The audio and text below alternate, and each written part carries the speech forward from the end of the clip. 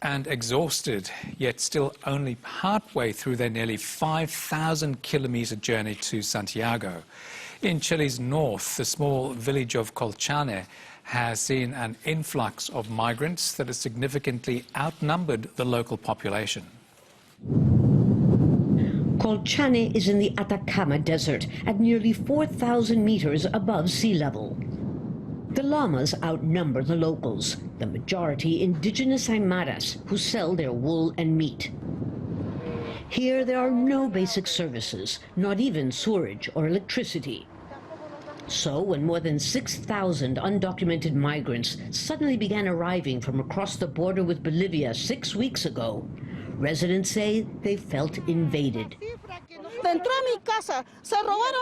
They entered my house and stole my things. They're human beings who are cold and hungry, but this is the government's responsibility, not ours.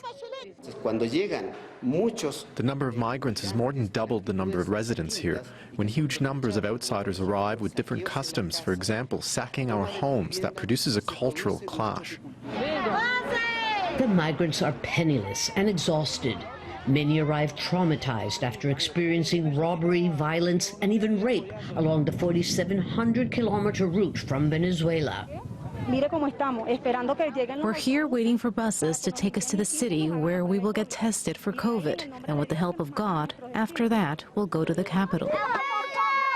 Mireya was told that after reporting to police, she and her 3 children would be allowed to go on their way. But that's no longer true. On Wednesday, the first 80 Venezuelans from Colchane were put on an Air Force plane to be flown back to Venezuela. An unprecedented government initiative to halt the influx of undocumented migrants. We want to be very clear about this. Those who plan to enter Chile illegally and clandestinely risk expulsion as the law states. Earlier, the ministers of Defense and Interior visited the border to oversee Plan Colchane, which significantly increases military and police controls to keep out undocumented migrants. These 5 young migrants arrived here yesterday. They have been walking, they say, for 25 days, and they already know of the Chilean government's plans to send them back to their home country if they're caught.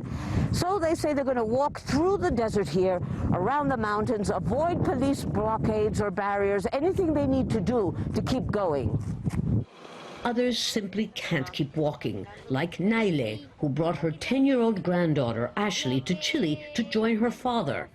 A dream that now seems more unlikely than ever.